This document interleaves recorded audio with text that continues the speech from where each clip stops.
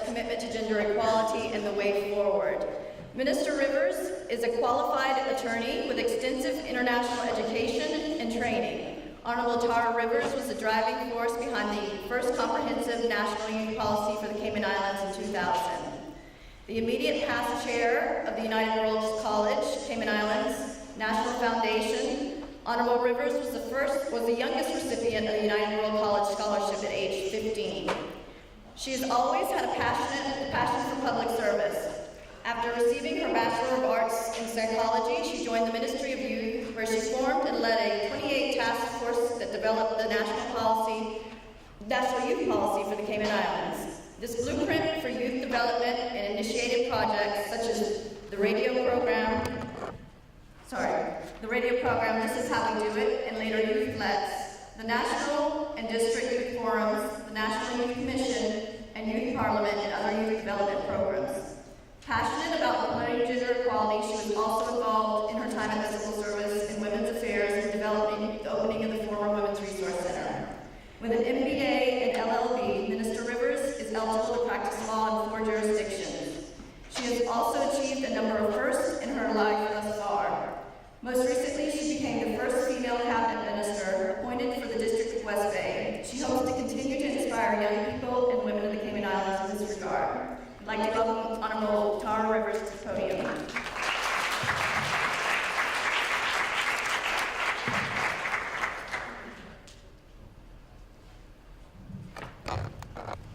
Thank you very much, Tammy, and good afternoon, everyone.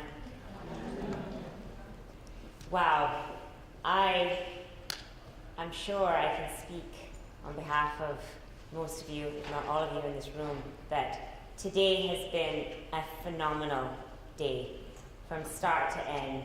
Most recently, hearing from Dr. Sims and the very passionate and powerful spoken word of Lady Rabio. And thank you all for coming to join us in this afternoon session, for those of you that weren't able to make it in the morning, and for those of you that came from the beginning. I'm sure that the dialogue that we started, and I use that word specifically, the dialogue has just begun. For many of you, the dialogue started long before now. For many of you, this is the first time you've had an opportunity to actually lend your voice and concerns, but as with everything, this is the spoke in the wheel of change. And I just want to say thank you for taking the time. Thank you for taking advantage of the opportunity which was given to government agencies, civic society, private sector. All walks of life are here represented at this conference. So the aim of bringing together women in this society, as well as men who are concerned and who are advocates for gender equality and equity, has been achieved by just looking around this room. There are some powerful women, there are some powerful, strong, confident men to be here amongst so many powerful, strong, and confident women. And I want to say thank you all, and I look forward, I haven't started my official speech yet, but I look forward to continuing this dialogue, because there is a lot of work that has been done, and I will recognize some of those efforts, but there's still yet a lot of work to do, as we heard today when the various groups presented on the issues which we still face in 2014 as a society. And I know all of you are committed, the fact that you are here, you are committed to helping myself as a member of government, the government, and society to move the agenda forward, to continue to not just talk about gender equality and equity, but to create that cultural paradigm shift, which we recognize need to happen. We have a good, solid legislative framework, but now it's actually time, as somebody pointed out, to put that in action in all walks, in all of our areas. And thank you for volunteering to be a part of that process, and you will continue to be called upon in months to come with respect to helping us move this agenda forward. So once again, it gives me great pleasure to provide the closing address here at the first ever National Conference on Women in the Cayman Islands. The response to this conference has been tremendous. It's been overwhelming. We actually had to turn people away from the morning sessions. We were oversubscribed. But it's fitting that this momentous occasion will serve as a final activity for the Honouring Women's Month this year. This conference was not only an opportunity to bring together a wide cross-section of our society to discuss the social, cultural, economic and political challenges that girls and women have experienced and continue to experience here in the Cayman Islands. It was also envisaged to be the fertile meeting ground in which different experiences and perspectives would be exchanged, inspiration would flourish, and of course, the seeds of change would be planted in us all. The intended outcomes of this empowerment conference were to bring awareness about the rights to which girls and women are entitled under the Convention on the Elimination of All Forms of Discrimination Against Women, known as CEDAW, establish priority issues that will assist the government in the development of its implementation plan for CEDAW, and to create a space in which to educate, inspire, and empower the attendees here today to be the architects of change at a personal level within our own families, but also within society as a whole. By all accounts, I believe that the objectives and planned outcomes of this conference have been achieved, and I'm looking forward to seeing how we will put and use the knowledge and inspiration that we have received here today to change our lives, our homes, our neighbourhoods, our schools, our workplaces, and our country for the better. This morning we had the opportunity to discuss in our focus groups the experiences, some of the barriers and challenges that women and girls face in relation to a wide variety of areas that CEDAW seeks to address. And we have listened with interest to the key issues and priorities that have been identified in each focus group. However, it is our intention that this conference will not be like many others, where attendees sit and discuss the issues, get inspired, and then walk away with nothing, having changed.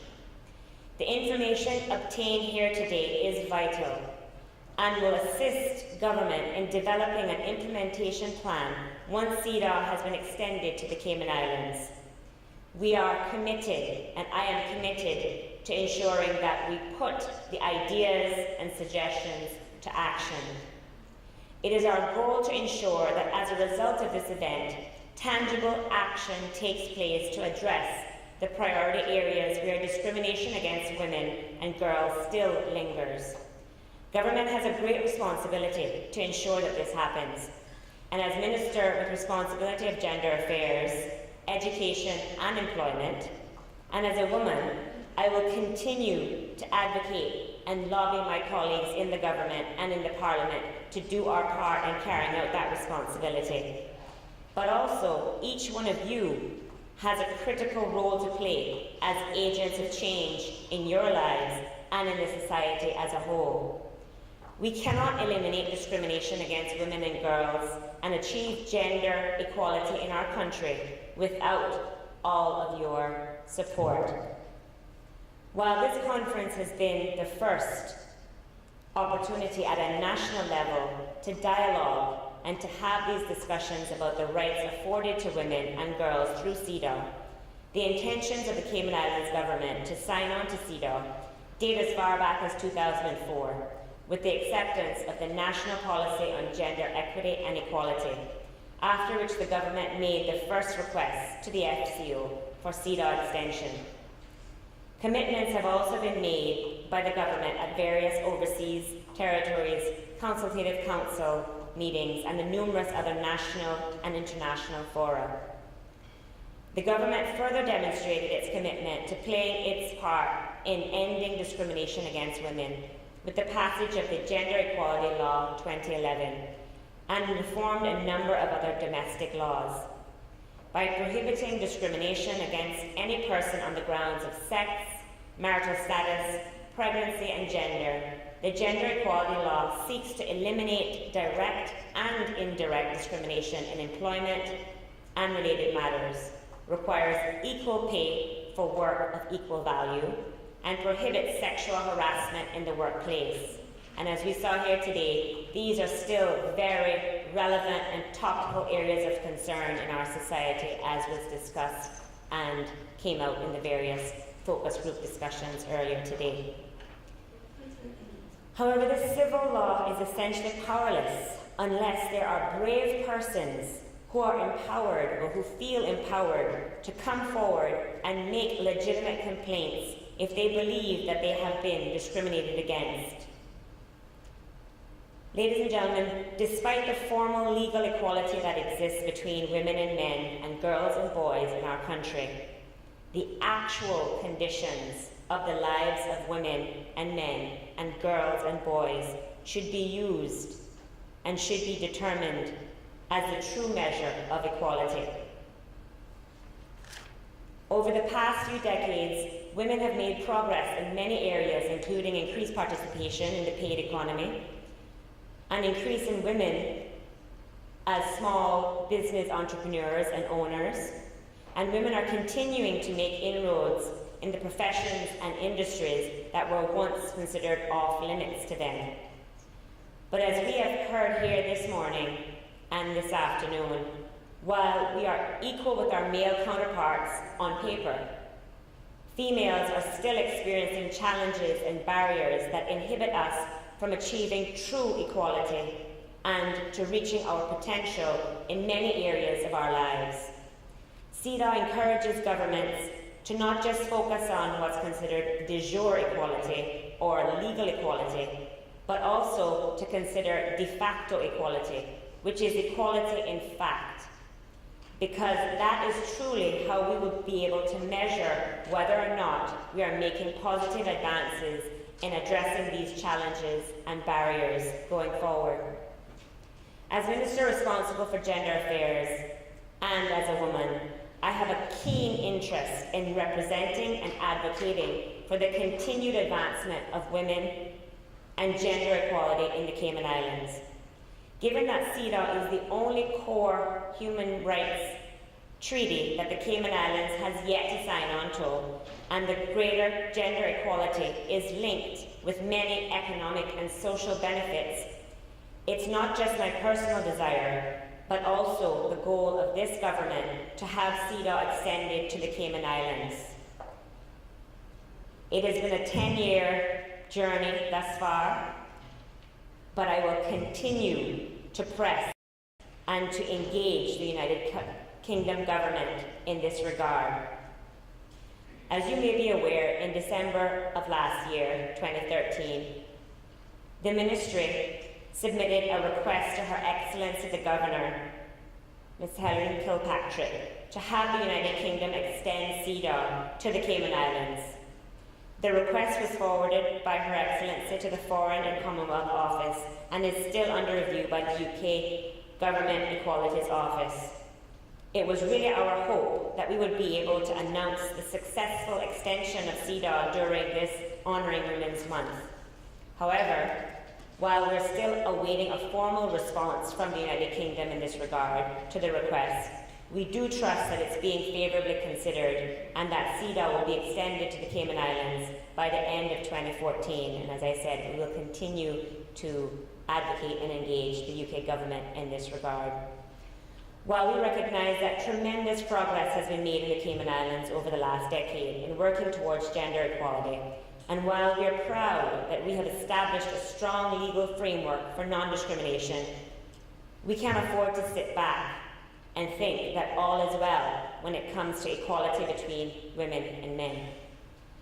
This most recent request to have CEDAW extended is a reflection of this government's commitment to ensuring equality between men and women and to promoting a culture of human rights in the Cayman Islands. Similar to the intended outcomes of having CEDAW extended, this conference serves as a catalyst to examine the lingering areas of discrimination and to develop strategies and solutions to address inequality between women and men and boys and girls.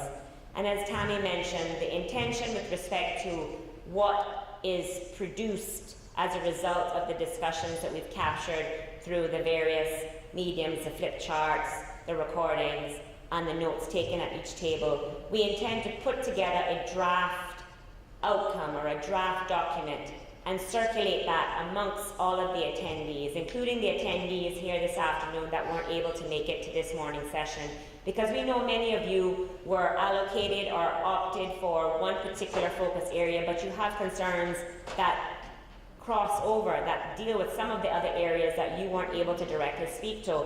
So we want to give you an opportunity to also lend your voice and lend your suggestions to those areas as well, so we can develop as fulsome a platform for action that my ministry and government will be able to take forward and develop solidly researched and issues-driven agenda.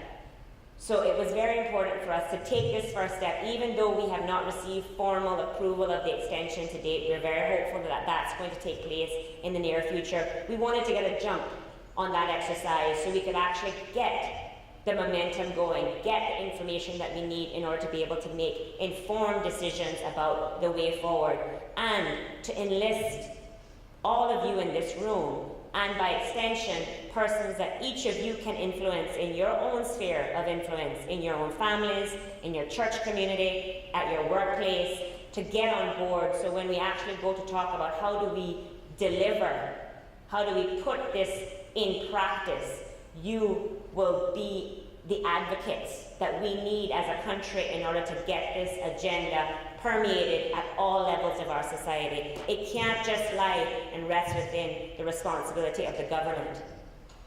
We must have the buy-in, we must have the participation of private sector, and the intention is, once we have this information, we can then look to see where we need to drill down further. Because for many of these conversations in many of these areas, we just scratch the surface. We may need to have further dialogue, further types of events where we can drill down, where we can partner with private sector, partner with civic organizations in a more overt manner to say, how is it that you can ensure that what we develop as a country, the platform for action, that you take the responsibility to ensure that it's actually effective in your respective organizations. So this is the first step at a national level for many actions to come. But as I said, the first step was to bring together this amazing group of persons who, many of you have been in the trenches before I was around, and many of you now have just joined the effort, being here as representatives of young people. And as Cami indicated, I've always been an advocate for youth empowerment, and although my stylist is the only person that needs to know how grey is grey, I still consider myself to be a young person and an advocate for youth empowerment. So it's very important for us to have our young people represented here today, to lend not only their voice, but their commitment to carrying this torch forward to ensure that their peers and that generations after them do not have to experience some of what we're experiencing here today. So I implore each and every one of you to really take this message and take the messages that we've received here today to heart by creating positive change in your own lives and in the lives of your children, and also by advocating for the advancement of women and girls in every area of your life. It is also my hope that this conference empowers us to become agents of change who are not afraid to speak out when we see injustice occurring. And as one male participant said earlier today, it is powerful, very powerful, when one man calls another man out when they see that they're doing wrong. So men, you definitely have a role to play in this, and we're looking to you to take up your responsibility in helping us achieve the gender equality and equity which we all deserve. Become the bold person in your workplace that questions management. When men and women aren't being paid equally for carrying out the same job, question that. Become the brave complainant who decides to bring forth a legitimate sexual harassment complaint, to be heard by the Gender Equality Tribunal, because you deserve a workplace that does not tolerate discrimination and violence. Become the parent who is not afraid to raise your boy or girl without the traditional negative stereotypes, because you recognize that we are all created equal and should not be constrained by ideas about what we should or should not be or do. Efforts such as these bring us closer to achieving gender equality and help us create a more positive and equitable future for our sons and daughters and a healthier and more productive society. Our visible commitment to CEDAW and promoting gender equality also bodes well for the Cayman Islands. Our image in the international arena, especially when we are competing globally for business and its workforce. Alice Hall, an American lawyer, activist, and original author of the proposed Equal Rights Amendment to the US Constitution, once said, "I never doubted that equal rights was the right direction. Most reforms, most problems are complicated, but to me, there's nothing complicated about ordinary equality." It is true that people are often resistant to change and that social reform is a process and it takes time, but the advancement of technology and the social media, corporate responsibility initiatives, and strong women and supportive men willing to speak out on these issues, everyone can be a part of the solution and can be an advocate to inspire change for women and girls' advancement. Indeed, a collective effort is necessary when striving towards gender equality, and I ask you to join with the government in our efforts as we work towards breaking barriers and closing gender gaps in all areas of society. Let us do our part to nurture the seeds that were planted here today, to inspire change within ourselves and within others. We owe it to ourselves, we owe it to our children, we owe it to this country to ensure that the future of our girls is bright, safe, rewarding, and valued as equally as our boys. Thank you.